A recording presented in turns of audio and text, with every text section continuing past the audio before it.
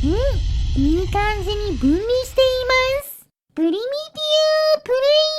ヤーエールで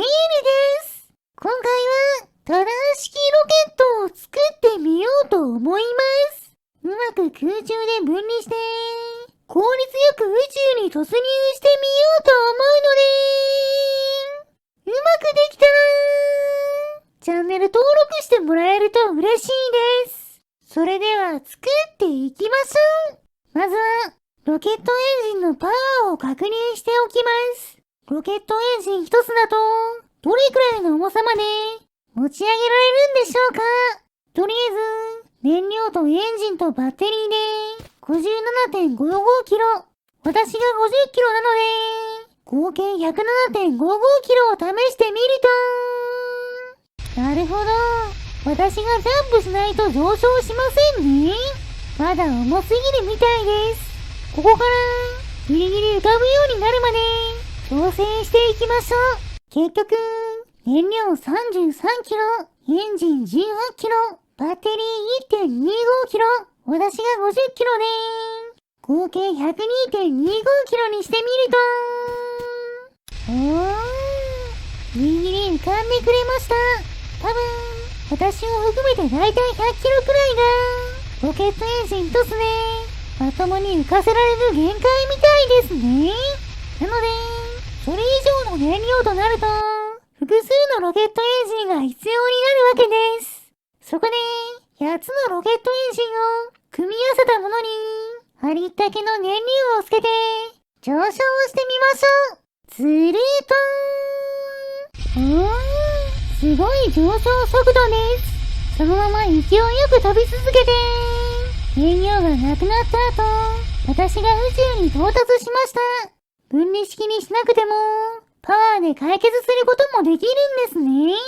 ちなみに上昇中の速度の上限は秒速100メートルですが、下降中は制限がなくなるのか秒速140メートルくらいまで加速しました。この時使っていた燃料は164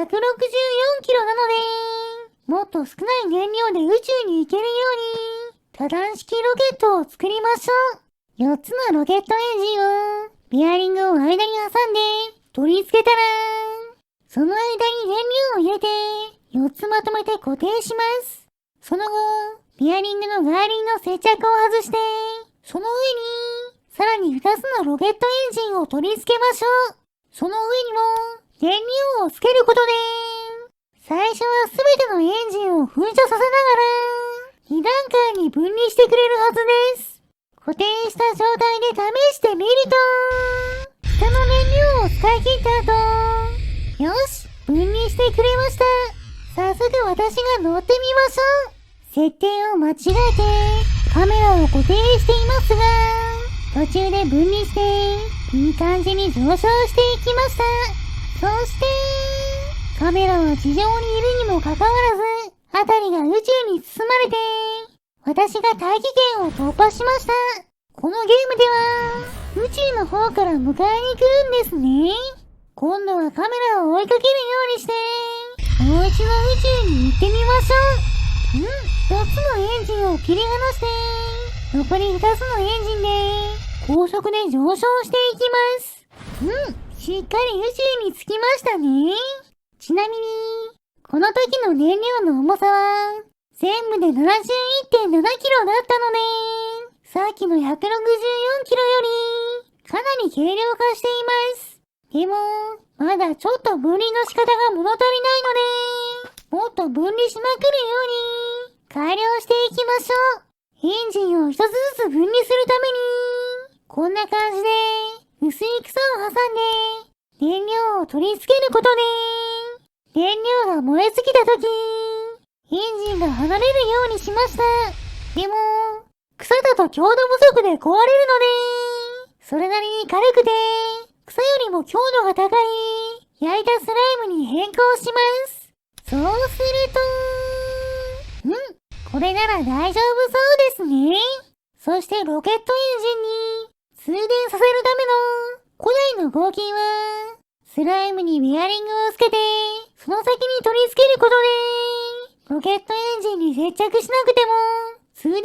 るようにします。この古代の合金の電極とちょうどサイズが合うように、6つのエンジンを組み合わせて、その上にスライムとくっついた電極を取り付けましょう。あとは、6本の微妙にサイズの違う燃料をスライムの上から下のエンジンに接着するようにくっつけましょう。この時、全体の燃料の量は 94.4 キロとさっきよりも重いですが、その分よく飛びそうです。ロケットエンジン同士を仮固定していたプラスチックのかけらを取り外したら、早速私が乗ってみましょう。バッテリーをつけて、ぐんぐん上昇していくと、いい感じに分離しています。6つのエンジンが4つから3つ、2つから1つまでパージされて、さらに上昇していきます。燃料がなくなって、さらに上昇すると、よし、宇宙に到達しました。では次は、予備の燃料を積むことで、宇宙空間の中でロケットエンジンを動かしてみましょう。さっきと同じように、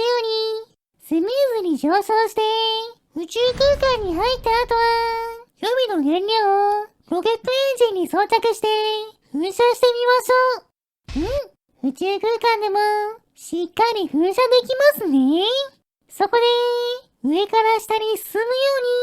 うに、ロケットエンジンを噴射させると、よし、下向きに進んでいます。そのまま進むと、よし、大気圏に突入しました。予備の燃料があれば、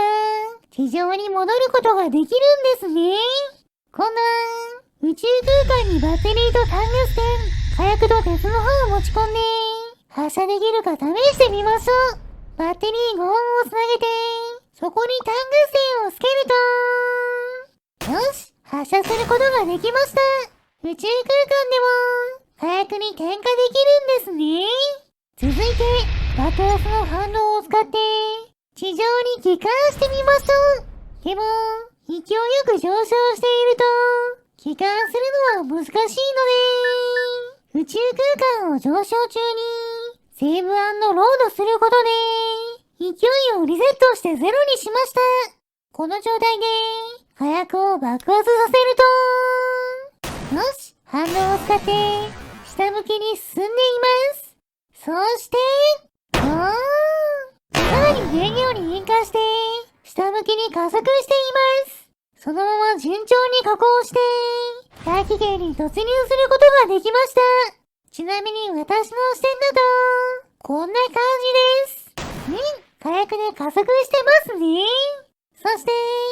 燃料が爆発すると、さらに加速して、地上に向かってくれます。この加速度が速すぎるのか、私の体をカメラが貫通しています。どうせなら、ただの宇宙空間ではなく、月に行きたいので、多段式ロケットを設計図に登録したら、他のセーブデータでスタート地点に戻って、多段式ロケットを召喚しましょう。せっかくなので、スライムやリンゴ、LED や太陽電池など、月に運びたいものを詰め込んで、燃料も追加して出発しましょう。燃料追加のおかげで、順調に宇宙に到達しましたが、そこから月に行くのが結構難しいです。もたもたしていると、月を通り過ぎてしまいますし、上昇する速度が結構速いので、運よく月の下に潜り込めても、攻撃で持ってきたものが吹き飛んでしまいました。それから何度やっても、月に無傷で荷物を運ぶことは難しそうだったので、ちょうど月が横に来たところで、セーブ&ロードすることで、勢いをリセットして、月の引力に吸い寄せられることができました。そのまま月の側面を登って、よし、月面到着です。早速持ってきたもので、実験していきましょう。まずはスライムを解き放つと、6分の1の重力のおかげで、跳ねる距離が格段に長くなっています。宇宙空間でも、普通に生きているのがすごいですね。スライムの生存は確認できたので、次は、小麦とリンゴを月の地面に植えてみましょう。しかし、さすがに育ちませんね。しょうがないので、スライムの弾く勢いで、月の石を飛ばして遊びましょう。知力が弱いので、結構飛びますね。ではここで、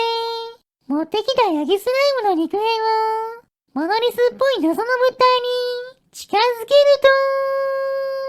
と、なんと、石になりました。接着ではなく、近づけただけで石になるので、なかなか恐ろしい物体です。ただの石ではなく、月の石ですが、性能は普通の石と同じなので、そんなに嬉しくないですね。そして、燃料のかけらをバッテリーにつないだタングステンで熱してみると、爆発しますね。もちろん、反動を使ってジャンプすることもできました。ついでに、小麦を熱してパンにしてみようとしましたが、周囲の温度がマイナス40度と低すぎるせいか、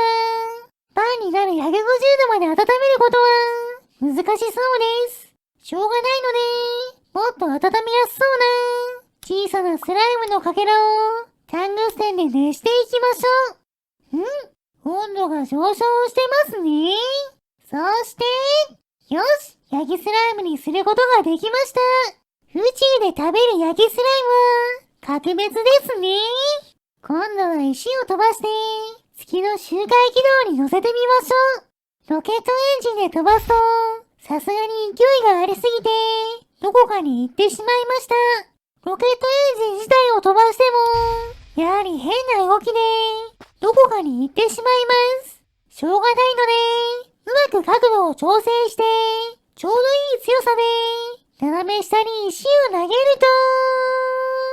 と、よし、周回軌道に乗って、裏側に飛んでいます。ちゃんと戻ってくるか、反対側を覗いてみましょう。すると、よし、戻ってきています。戻ってきた石を追いかけると、再び向こう側に消えていきました。周回成功ですね。それでは、月での実験は十分楽しめたので、お土産に月の石をゲットしたら、連れてきたスライムと一緒に地上に戻りましょう。燃料と繋がったロケットエンジンを用意したら、月の端っこからジャンプして、ある程度進んだところで、下に進むように噴射していきます。短い時間の噴射でしたが、月の引力を振り切って、加工することができました。そして、よし、大気圏に突入して、地上に落下していきます。持ってきたお土産も、ちゃんと無事ですね。ここで地上到着です。歩いて拠点に戻りましょう。そんなに離れていなかったので、すぐに戻れました。持ってきた月の石も無事ですね。それでは、たくさん宇宙旅行をして、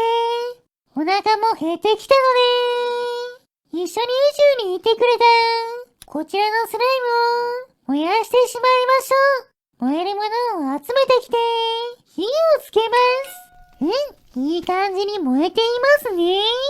よし、スライムも食べ頃になったので、食べてしまいましょう。もちろん、今回頑張ってくれた多段式ロケットさんにもお裾分けしてあげます。はい、どうぞ。今回の動画はここまでです。面白かったと思ったらチャンネル登録、高評価をしていただけると嬉しいです。リクエストなどコメントもお待ちしていますね。それでは皆さん、まー